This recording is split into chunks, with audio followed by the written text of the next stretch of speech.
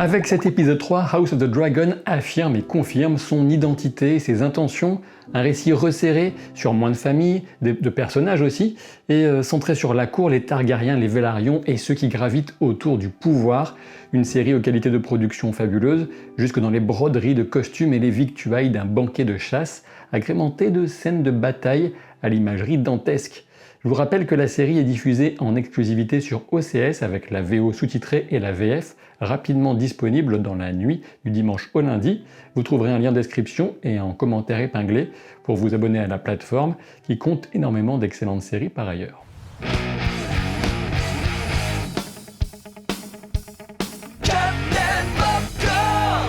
Je vous rappelle que cette vidéo d'analyse s'adresse à celles et ceux parmi vous qui ont vu l'épisode, donc c'est avec spoiler, même si une petite partie est réservée en fin de vidéo pour les spoilers livres et donc potentiellement pour la suite de la série en fonction des choix d'adaptation. Le destin d'un homme de la maison Velaryon cloué et laissé au crabe durant la séquence d'ouverture, tout droit sorti des enfers, voilà qui offre une certaine mise en perspective des affres dont le roi Viserys semble ne pas parvenir à se dépêtrer. Les flammes, aussi bien celles des incendies que du souffle de Caraxès, viennent baigner le carnage d'une beauté diabolique. Et oui, le double tranchant d'un dragon qui ne fait pas dans la dentelle vient imprimer sa marque sur le corps compressé du pauvre homme qui espérait sa délivrance. Disons qu'elle arrive autrement. Au passage, de mon côté, je suis convaincu par l'intérêt de donner à Caraxès et aux autres dragons d'ailleurs un design bien marqué permettant de les différencier rapidement les uns des autres, et l'aspect presque serpentin du fait de son long cou est plutôt bien vu pour souligner l'agilité et le caractère menaçant de Caraxès. Comme on l'aura compris, près de 3 ans se sont écoulés depuis l'épisode 2, Alicent a épousé le roi et lui a déjà donné un fils, Aegon II du nom, dont le banquet de chasse célèbre le 2e anniversaire, et elle est enceinte d'un autre enfant.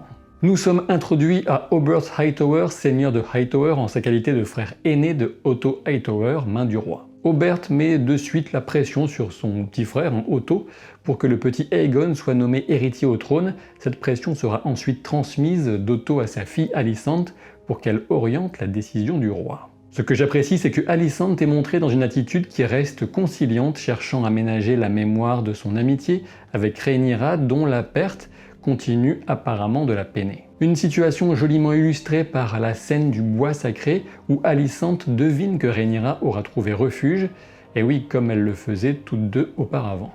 La chanson de ce pauvre barde semble relater l'histoire de Nymeria aux 10 000 navires, ce qui vient renforcer le parallèle avec la scène du premier épisode, au pied de ce même Baral, l'arbre blanc au visage gravé. On remarque toutefois que le rapport de force en termes d'autorité n'est plus du tout le même que dans ce premier épisode. Alicent appuie son statut de reine pour avoir le dernier mot quant au départ du troubadour auquel Rhaenyra avait ordonné de rester. Si ça avait été Cersei Lannister, je pense qu'il avait du souci à se faire, ce barde, par la suite. Un peu plus tard dans le pavillon de chasse, lors de la discussion des femmes, on remarque aussi la façon dont Alicent va affirmer au détour de la conversation que Rhaenyra est un meilleur choix que son oncle Daemon pour monter sur le trône de fer. Elle cherche sans doute de cette façon à retrouver l'affection de Rhaenyra. Pourtant, lorsque Lady Redwyn reproche à Daemon et Corlys d'avoir entraîné la couronne dans une guerre, Rhaenyra de son côté ne peut s'empêcher de protéger son oncle, indirectement, avec la cinglante réplique « Comment servez-vous le royaume, Lady Redwyn ? En mangeant du gâteau ?» Plus tard sur la question du détroit et de la guerre des degrés de pierre, en 2 phrases, Alicent parviendra à orienter le choix du roi vers ce qui est le meilleur pour le royaume, à savoir ne pas laisser la victoire aux gaveurs de crabes, mais on y reviendra bien sûr avec la fin de l'épisode. La différence de tempérament entre les jumeaux Tywland et Jason Lannister est pour le moins flagrante. Tywland insiste sur la gravité de la situation, des degrés de pierre, alors que Jason se complaît dans une forme d'orgueil. Le clin d'œil aux jumeaux nous renvoie forcément à Cersei et Jaime, même si je doute que la relation soit comparable entre Tywland et Jason. De toute évidence, Jason est l'aîné de quelques instants, certainement à la naissance, ce qui explique pourquoi il est celui qui tente d'obtenir la main de la princesse au nom de la maison Lannister. Et même si l'intrigue sera plus resserrée géographiquement que celle de Game of Thrones, il ne fait aucun doute que la série introduira au fur et à mesure des personnages gravitant autour du pouvoir et issus des puissantes familles nobles bien sûr. Dans le carrosse, la nourrice s'occupe davantage d'Aegon que la reine, qui est très enceinte, il faut le dire quand même, et le rôle de la nourrice était essentiel, et sa présence ajoute encore à cette attention aux détails qui fait la richesse de nombreuses scènes de la série. On remarque un jouet qui représente sans doute Balerion, la terreur noire, entre les mains du jeune Aegon, et oui, Balerion, le dragon décédé que Viserys fut le dernier à chevaucher. Encore une fois, il faut reconnaître les incroyables efforts déployés pour donner vie à ce campement de chasse royale. On s'y croirait. L'opposition qu'on ressent sur le mariage de Rhaenyra témoigne d'un malaise plus profond encore entre le père et la fille.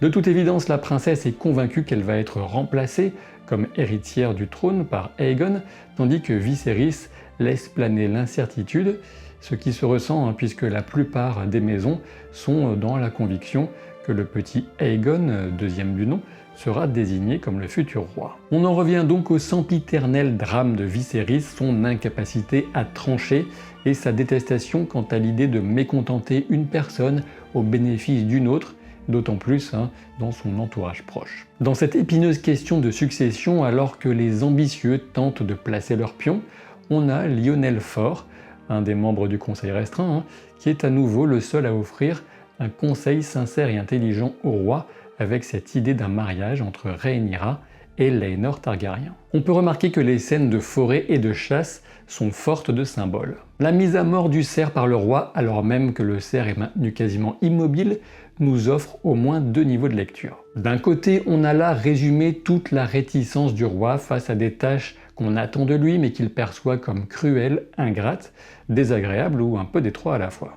Le fait qu'ils doivent s'y reprendre à deux fois avec des conseils tend à montrer également qu'il n'est pas le monarque décisif et idéalisé qu'on voudrait qu'il soit. Par ailleurs, un Targaryen qui tue un cerf, voilà forcément une référence au cerf qui tuera un Targaryen, avec l'affrontement, bien des générations plus tard, de Robert Baratheon contre Rhaegar Targaryen durant la fameuse bataille du Trident. Et s'il y avait encore un doute, cette référence est renforcée par la présence du sanglier, animal qui a causé la mort de Robert. Le retour au camp de Rhaenyra et Criston Cole avec le cadavre massif du sanglier et le sang dans les cheveux vient mettre en lumière la force de caractère perçue chez la fille et qui semble faire défaut au père. Par ailleurs, seuls les spectateurs sont dans le secret de la rencontre entre Rhaenyra et le cerf blanc, ce fameux symbole royal tel que perçu dans les anciennes traditions. Criston Cole en est le seul autre témoin. La série vient aussi poser quelques éléments de romance potentielle entre Rhaenyra et Criston Cole, mais dans la retenue et la subtilité, difficile de deviner où cela pourrait bien aller. Petite interlude pour vous inviter à vous abonner à la chaîne, vous pouvez contribuer à l'amener à la barre symbolique des 500 000 et ça me ferait bien plaisir. Par ailleurs, si vous aimez le jeu de rôle, rendez-vous demain mardi 6 septembre à 20h30 pour un live sur ma chaîne Twitch. Les replays sont déjà disponibles sur ma chaîne YouTube secondaire, Captain Jeu de Rôle. Revenons à Alicent et Viserys, plutôt que de foncer tête baissée pour appliquer ce que son père lui demande, Alicent sent l'humeur du roi et comprend qu'évoquer la succession n'est pas une bonne idée pour l'instant. En revanche, elle prouve son utilité en tant que conseillère de l'ombre pour trancher sur une question épineuse, à savoir envoyer ou pas de l'aide dans la guerre des degrés de pierre. Par ailleurs, elle conseille à Viserys de prendre une approche différente pour pousser Rhaenyra à se marier, en faisant en sorte que la princesse pense que la décision provient d'elle. Et dans la continuité immédiate de cette scène, la discussion entre le roi et sa fille se tient symboliquement dans la salle du conseil restreint, lieu de pouvoir. Elle doit donc se choisir un parti, mais pour renforcer sa position en tant qu'héritière au trône. Viserys a bien compris que cette perspective d'accéder au pouvoir royal reste la plus grande motivation de sa fille, apparemment. Toute la fin de l'épisode se situe dans le détroit, alors que les forces des Velaryon ont bien du mal à venir à bout de celles de la triarchie dirigée par Kragas Drahar. Dans les livres et sans doute dans la série, la triarchie désigne une alliance entre les cités libres de Lys, Myr et Tyrosh, avec Kragas en tant que prince myrien dans un rôle d'amiral des forces de la triarchie. Là, il fait pas trop prince. On peut dire que cet aspect princier semble passer au second plan, voire avoir été effacé dans la série, d'autant que cette figure de cauchemar de Kragas Drahar ne restera que par sa présence physique inquiétante, puisqu'il ne prononcera jamais un seul mot. On comprend donc que Vaemon Velaryon, le jeune frère de Corlys Velaryon, a envoyé une demande d'aide à la couronne sans le consentement de Corlys, et sûrement pas celui de Daemon. Et ce Vaemon est particulièrement critique de l'action de Daemon durant les 3 années de guerre qui se sont écoulées à peu près, Par contre, Laenor, le fils de Corlys, celui que Lyonel Forr recommande comme futur mari pour Rhaenyra, semble de son côté plutôt se situer en faveur de Daemon. Et quand on parle du loup, enfin du dragon, l'accès de fureur de Daemon quand il reçoit les nouvelles d'une aide royale en approche en dit long quant à son orgueil et son tempérament, puisque bon, ce pauvre messager, il avait rien demandé, pris des coups de casque dans la tronche. Dans les livres, une scène comparable survient, mais Daemon se situe alors au Val et un messager vient lui porter la nouvelle du remariage de son frère Viserys avec Alicent Hightower. Il me semble que le choix de la série est plutôt intelligent et intéressant, poussant Daemon à prendre tous les risques pour mettre un terme à cette guerre avant l'arrivée des renforts royaux. De cette manière, on sent que Daemon accorde plus d'importance à sa fierté qu'à sa vie, ce qui ressortait déjà un petit peu lors de la confrontation avec Otto Hightower à Père Dragon en épisode 2. La séquence d'action qui s'ensuit est un petit délice, voire un grand, et le silence absolu de Daemon depuis le message jusqu'au plan final renforce encore davantage cette notion selon laquelle c'est maintenant aux actes de parler. L'usage d'un faux drapeau blanc est aussi fourbe qu'efficace, mais la prise de risque est monumentale, notamment avec les archers. Alors oui, la scène est superbe, mais en étant un tout petit peu rabat-joie, on peut quand même pointer que Daemon a la chance d'avoir le metteur en scène dans sa poche, puisqu'il s'assure de cette façon que ses adversaires n'arrivent sur lui que un par un comme des cons plutôt que de rester groupés pour le déborder. Et le piège fonctionne bien car Kragas suppose que Caraxès, le dragon, ne pourra pas intervenir efficacement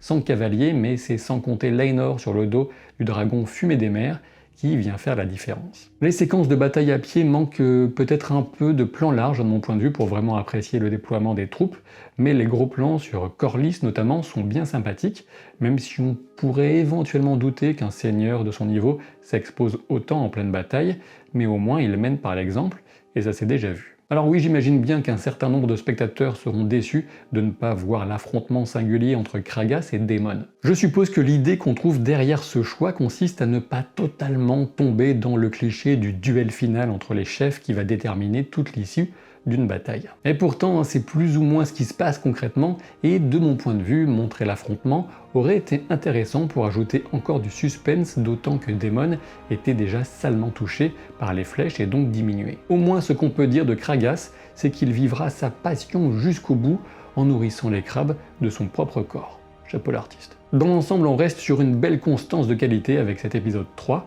qui poursuit la mise en place des pièces de l'échiquier politique tout en nous offrant un peu d'action. Viserys apparaît sans doute à son plus faible depuis le début, moralement notamment, tandis que les forces qui l'entourent semblent s'affirmer doucement. Si vous quittez la vidéo avant la partie spoiler livre, pensez aux commentaires, aux pouces en l'air, et rendez-vous au plus tard vendredi pour la prochaine vidéo sur la chaîne, et peut-être même avant. On va maintenant passer au spoiler pour les lecteurs de Fire and Blood. J'avoue avoir été ravi de voir la discrète introduction de Larys Forr, alias Larys le Pied-Beau, destiné à devenir Lord Confesseur et maître des chuchoteurs. Eh oui, de mon point de vue, je pense que c'est assez clair, Larys Forr est certainement le personnage le plus énigmatique de toute la Danse des Dragons, et j'ai vraiment hâte de découvrir ce que la série va faire de lui, notamment au sujet de ses véritables motivations, qui restent incertaines, on va dire, dans le livre tout simplement. Ici, dans cet épisode, on retrouve sa préférence pour l'écoute plutôt que la prise de parole, alors qu'il vient s'installer pour prendre la température des familles nobles des grandes maisons du royaume en écoutant les discussions des femmes. Et plus encore, le regard de léger dégoût qu'une des ladies va lui lancer vient déjà souligner combien il est naturellement sous-estimé du fait de son handicap, alors qu'il est sans aucun doute un des acteurs essentiels de la danse qui s'annonce. Sur un autre sujet, et encore une fois, l'approche d'Alicent et Rhaenyra est plaisante à mes yeux car on ne dresse jamais un portrait unidimensionnel des deux jeunes femmes, ce qui rendra leur opposition à venir d'autant plus riche, sans faire de l'une la méchante désignée. N'oubliez pas le lien OCS pour suivre la série. Merci à toutes et à tous et à très vite pour de nouvelles aventures. Salut!